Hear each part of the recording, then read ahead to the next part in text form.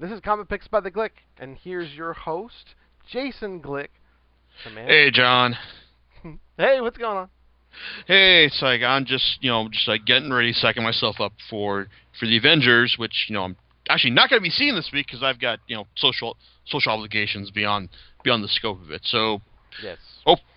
so hopefully I'll be putting a review out in the next 2 weeks or so. But I'm still looking forward to it because hey, I mean, like, when it was first announced, like, a lot of people just didn't think it was going to be possible. No one thought they were going to be able to corral just, like, all the stars from all of Marvel's movies. Well, actually, no one thought that any of them, like, we were still thinking about, are any of Marvel's movies going to be successful enough to warrant this thing? Like, I mean, yeah, we had like, Robert Downey Jr. rock the house in Iron Man, but when it was announced, like, I mean, they were saying like, oh, we're gonna get Thor, we're gonna get Captain America, and people were gonna wondering like, these movies gonna actually give any good?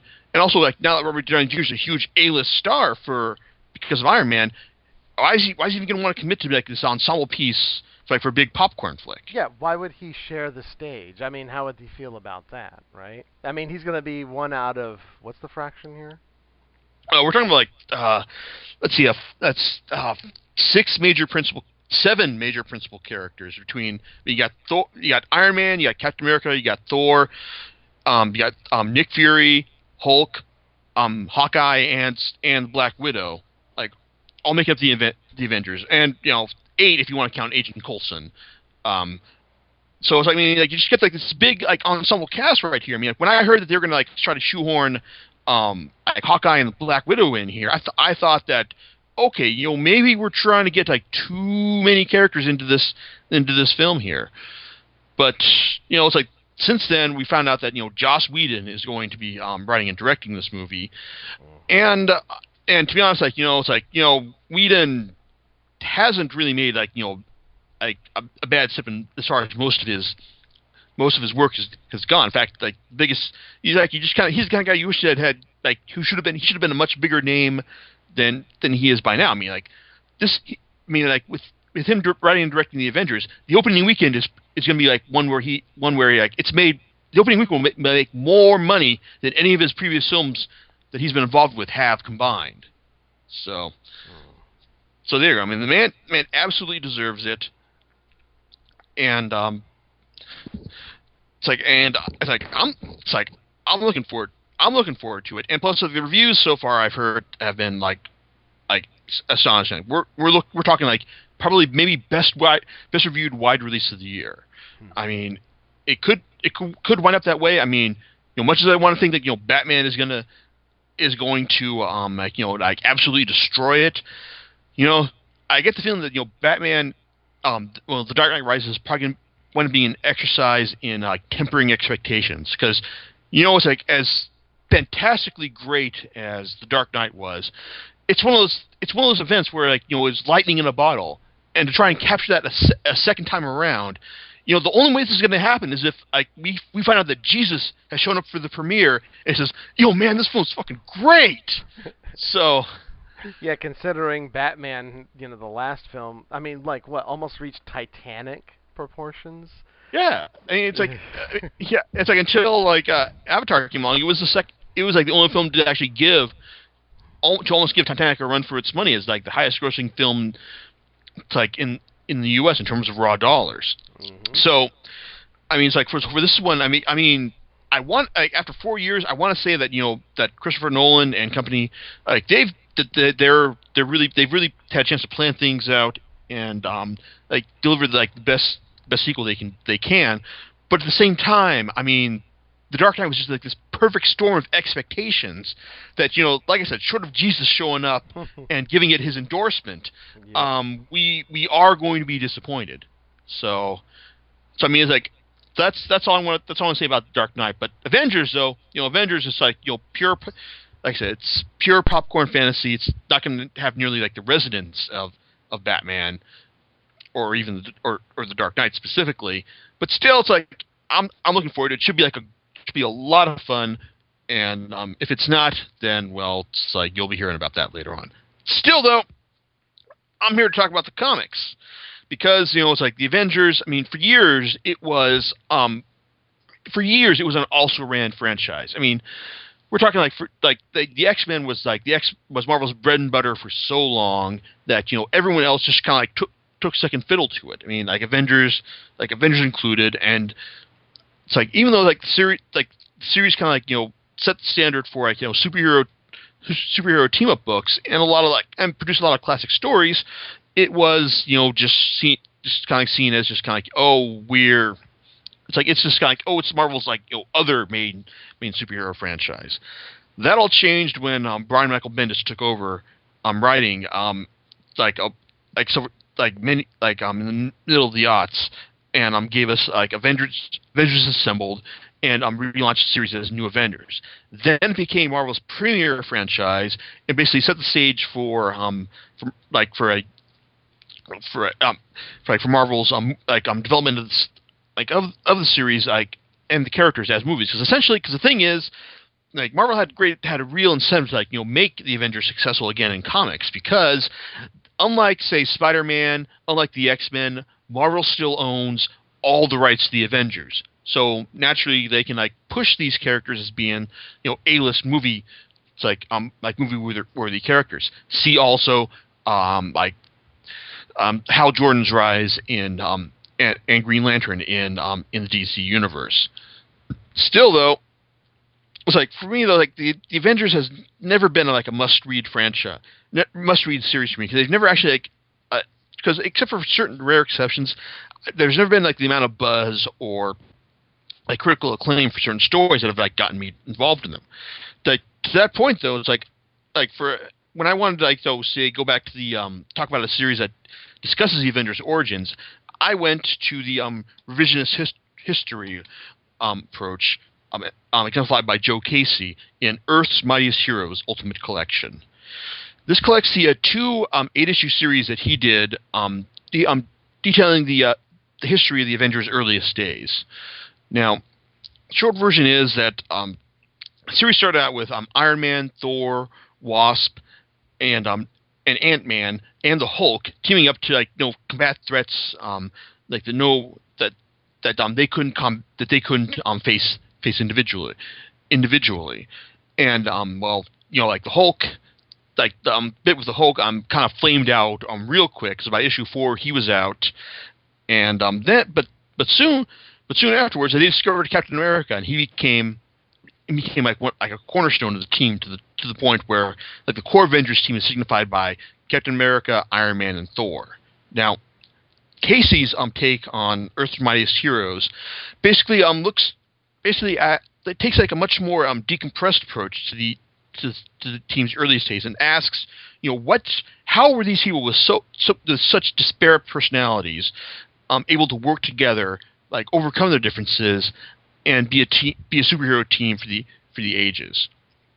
Casey actually does have a good handle on the team dynamics. He's setting up a nice bunch of conflict between Iron Man and the government's Agent Merch, as they butt heads over trying to get security clearance. Captain America coming back to a world that is much different than he remembers.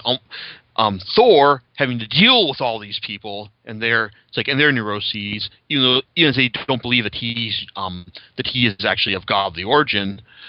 And Ant-Man or Hank Pym, Ant-Man, and then later on Giant Man, and his love interest Janet Van Dyne, the Wasp, them just trying to deal with all these, and then and their own neuroses as being some of the more mortal members of the team itself. Casey's approach will probably drive a lot of people nuts, in the sense that that there isn't really a whole lot of direct superhero action. It is more focused on the character development and also the bureaucratic aspect of the Avengers trying to get their priority clearance. The things that would allow them to be superheroes without all this government red tape. It's kind of, I can see people being annoyed by that, but But I've liked Casey's takes on this stuff in the past, specifically his Wildcats 3.0 series, and it's clear that he has a lot of affection for the like for the old stories here. It's like it's in fact like it's the first 8 issues are a great tale of a team like coming into its own, and like these people learning to work together and devote themselves to an ideal much bigger than themselves. In fact, it does kind of feel like Casey is kind of like pitching his own Avengers movie right here, like just updating the team's classic origin for modern era, and actually just filling in like the bits that were glossed over for expediency's sake in the early days. So I mean, the first half, it's like I really enjoyed it. I mean, it had a clear sense of purpose, great character development, and some nice art from Scott Collins. The second 8 issues are a much different bag because we're taking like a much different area from different time period from the series.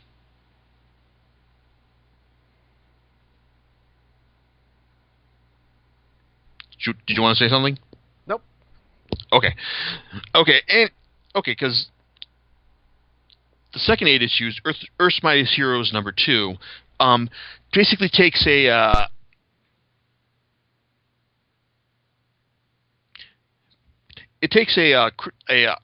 different look at the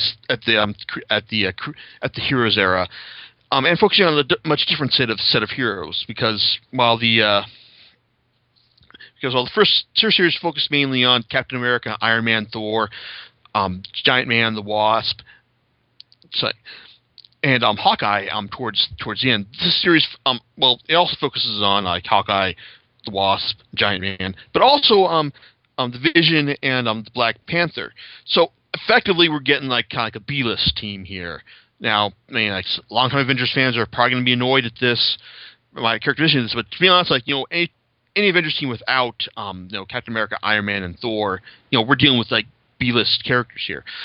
Not that they're any less interesting, but the thing is, Earth's Mightiest Heroes 2 suffers from like a clear lack of purpose in the beginning. Because while the first series had that whole revisionist history approach to it, this one is kind of like, well, what are we trying to do here? It's like it's not immediately obvious at all, and you read this, and you're gonna be lost and trying to figure out why. Like, what is the whole purpose of this particular series? Eventually, 2 key things come into play here. First is the fact that the addition of the Vision to the team, and the fact that he is a synthetic creation, like a virtual android, and the fact that like how can we trust like a robot to be on this team when robots are like clearly evil and they're out to destroy mankind and rah rah rah. I mean, you've all seen The Matrix, so you've got that kind of conflict right there. Then you've also got like Giant Man's crisis of confidence as he's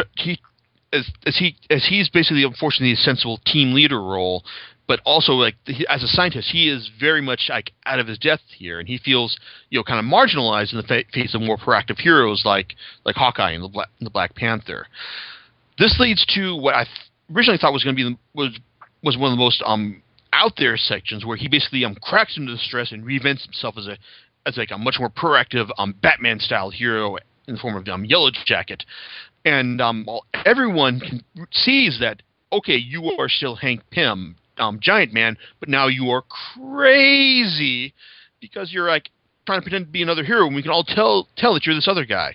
So they're at a loss as to what to do when Yellow Jacket comes knocking on the door asking to be member of the Avengers, and they're kind of like thinking, okay, how can we this guy needs to be committed, but how can we do this without like completely ruining our reputation? Now his love interest, the Wasp, she's completely floored by this as well, but she also looks at this and realizes, okay, you guys, you're like, he's a member of your team, you're trying like thinking about ways to have him committed instead of trying to help him. So it's like, I'm going to go ahead and like take the plunge, and even though he wants to marry me, I'm going to marry him. This seems like completely bizarro plotting here until you find out that this actually happened in the context of the original issues themselves. So it's clear that like Casey is trying to rehabilitate a crazy Silver Age like Marvel plot here to actually give proper context and explanations for these things. I mean, it's insane, especially since you consider that Giant Man has essentially gone on to become the Chris Brown of the superhero set, in the sense that he is basically his defining moment is basically beating his wife, going to prison, and then being rehabilitated for it. So on one hand, like, I mean, Earthrise Heroes 2, I mean, it takes a while to get going until you actually see the goddamn point to it. But it's not, well, let's just say it's like, I wouldn't recommend buying it separately, but since the Ultimate Collection contains both, I guess I can tell you that, okay, just keep it to the end, it'll eventually make sense. Or, because, I mean, you paid like $35 for this, you might as well get your money's worth. In any case, Casey's revisionist history approach still reads a lot better than the old school stuff, which I picked up, which I got a taste of for in the Essential Avengers Volume 4, which we're getting like really densely packed action and dialogue as the Avengers face off against the Squadron Sinister, the Game Master. It's like and all these other crazy people from the from the 70s, and I'm reading this, and just about everything in this volume was written by Roy Thomas, and it's just like standard generic superhero stuff that I just couldn't really couldn't get into. I mean, I had to really force myself to read through a lot of this stuff, because it feels really dated. And I realize that I'm a 32-year-old guy trying to enjoy stuff that was written for kids back in the 70s, but it really hasn't aged well at all. But the whole reason I got this particular volume was because it contains what is said to be one of the greatest Avengers epics of all, the Kree-Skrull War.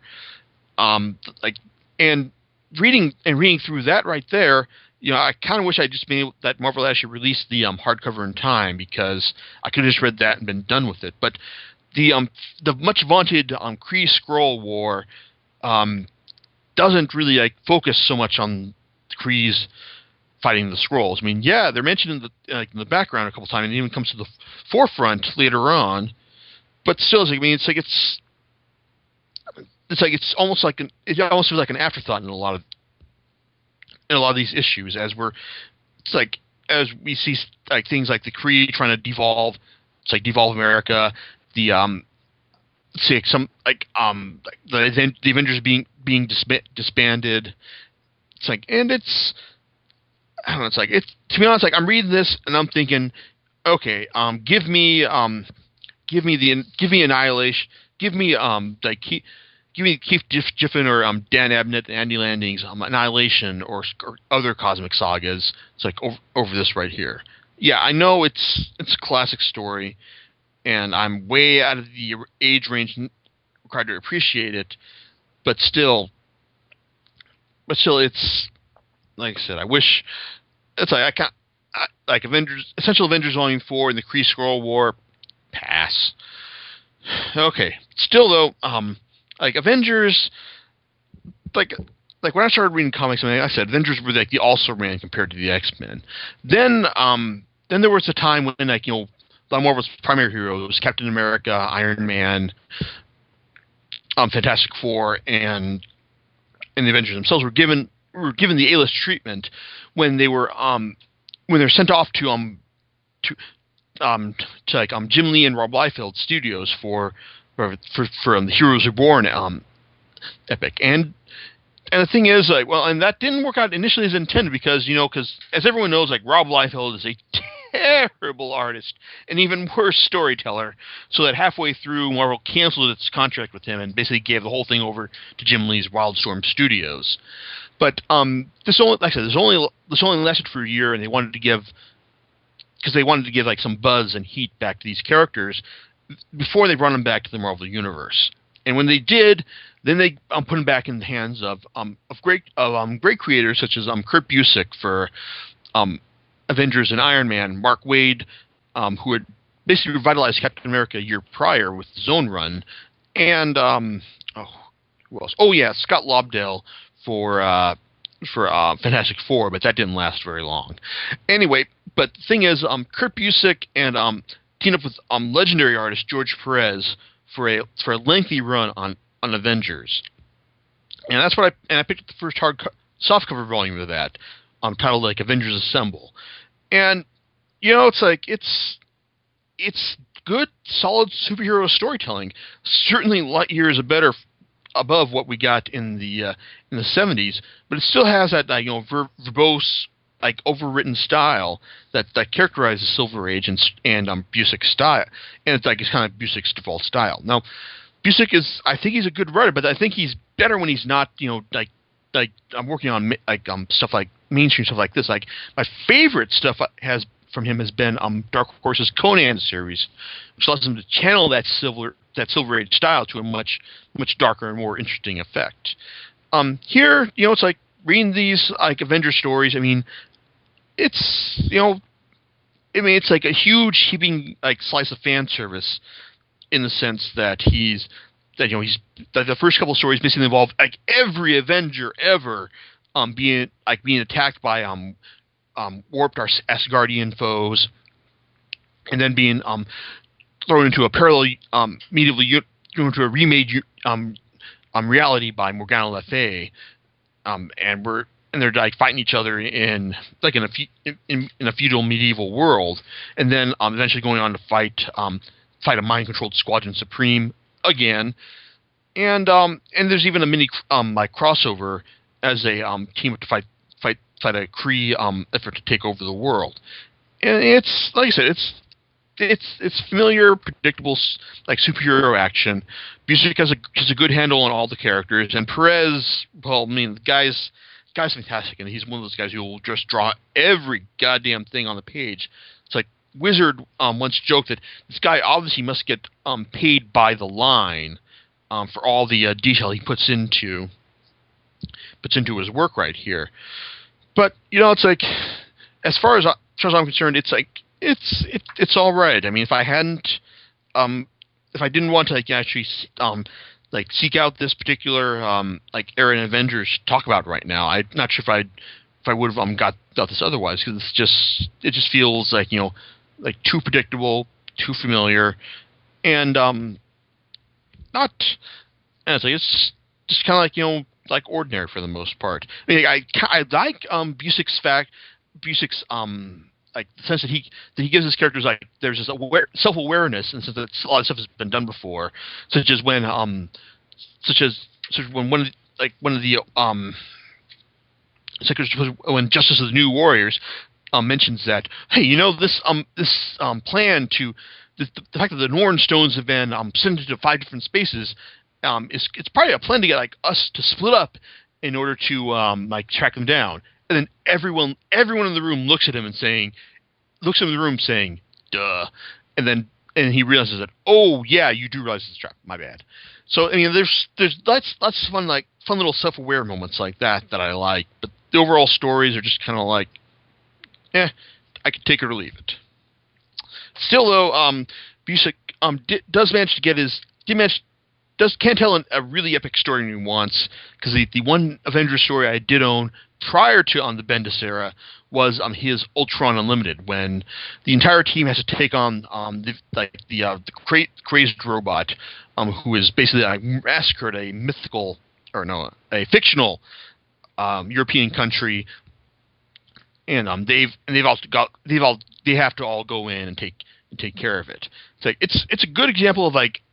It still retains like a lot of the issues I mentioned, like the overwritten dialogue, the essential predictability of it, but still it's a nice little mini epic right there, and it's a lot of fun.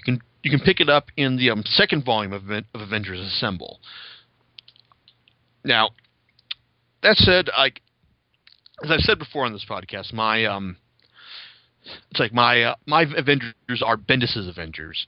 And I went and reread the first 3 volumes of New Avengers just to familiarize myself. Think about what exactly sets this apart from what I've just read right here. And more than anything else, I do feel it is kind of like it is Bendis's dialogue.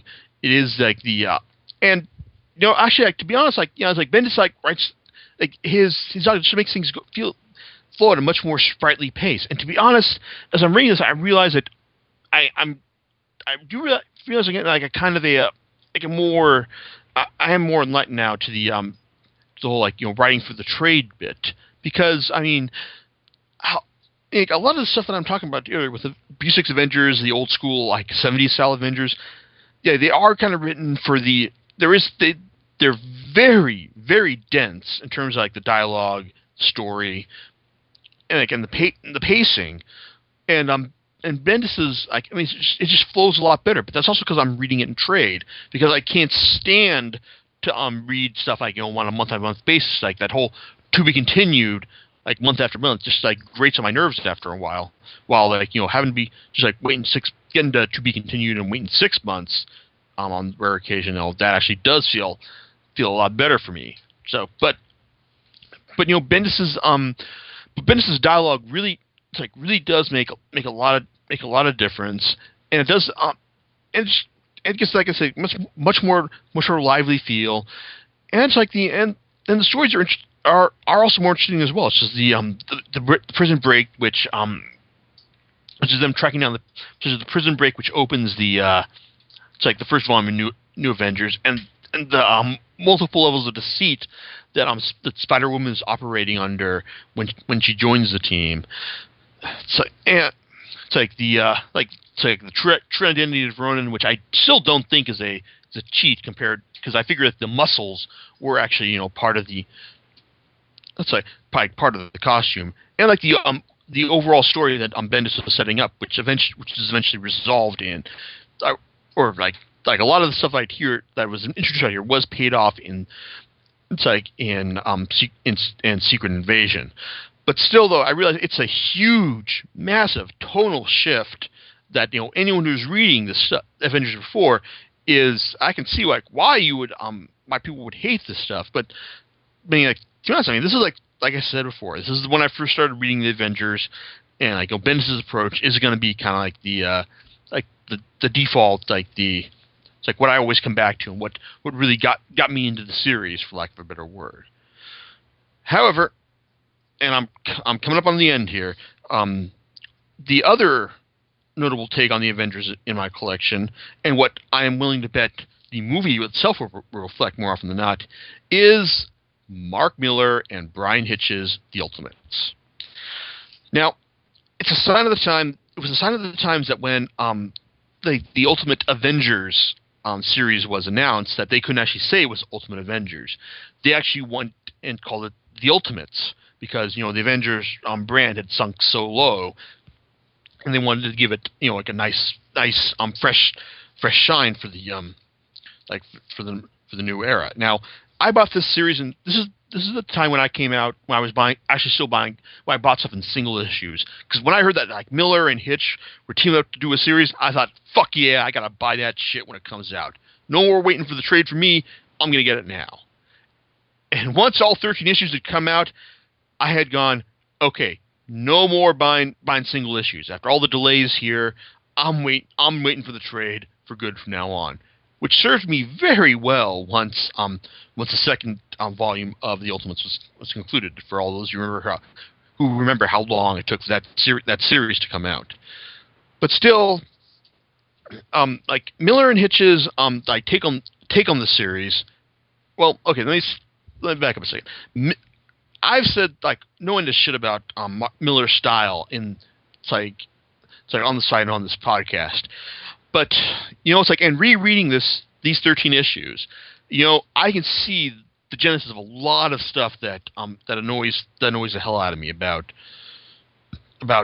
Millar. It's like, I mean, the attitude hadn't become overbearing yet, but the on the nose dialogue is still there. Like the whole it's like, oh yeah, I'm gonna like use my ultimate attack to beat you, but oh yeah, you're still not dead. Like that's also there as well. But but in his approach, like showing a 21st century Avengers team, I mean, there's still like a lot of fun to be had, such as his gleeful alcoholic take on Tony Stark, Thor's Man of the People, it's like it's like anti-big government approach. Like Captain America's man out. It's like man out of time. It's like his man out of time mannerisms and tastes. I mean, there's a moment in issue 3 where he goes back to meet up with his with Bucky and his old girlfriend Gale. Finds out they're married, and he wants to see Gale just one last time, but then she says like, no, it's like I can't see you because like you don't want to see me like this. I mean, there's moments in here that actually feel heartfelt and sensitive, which I can't imagine Millar being able to pull off at like today with his current attitude and snark beats all style. And Hitch's art is it's absolutely fantastic. I mean, to be honest, like I had forgotten how much of the first 4 issues were just like heroes sitting around talking, but he still pulls off incredibly well. And when he cuts loose with Hulk taking on with Hulk demolishing Manhattan in issue 5, and the not Skrull invasion in the second half of the series. I mean, there's a reason I keep talking about why Hitch is such a fantastic artist, and how he does like widescreen destructive action like no one else, and that's all in this series right here. I mean, like the Ultimates feels like still has the energy of a really it's a really clever reinvention of the team, just like divesting itself of the baggage and just like setting itself up for the modern era. To be honest, if you've never read a Mark Millar title, it's like you may enjoy this like a lot more than I have now, because my enjoyment of the series is now weighed down by the fact that I can see like the beginnings of how his writing style just went completely wrong for me. But still, the Ultimates, like I said, it's great. It's great stuff, and it's like it's sad how bad Millar has fallen since then. Granted, his profile and stature has only risen, which is great on me at no end, because he's risen on this back of writing some truly awful, abysmal comics. But this one, it's good. All right, and with that, that's the end of the podcast for now. yes, it is. So I guess for all you who had the tenacity to make it through to the end, give yourself a pat on the back. A pat. You get more than a pat. Go see the Avengers, right? Yes, go. Like I said, I haven't seen it yet, but based on the fact that like all the advanced reviews I've heard of it have been glowing, it's like I'm willing to bet that you won't be disappointed. And like I said, my review will be forthcoming, and I'm hoping it lives up to everything I've read. If not, well, it's going to be a very, very bitter review otherwise. Hey, you'll get a review one way or another, won't you? Exactly. All right, and with that, we'll talk to you later on Comic Picks by the Click. Right. See you later, everyone. Bye.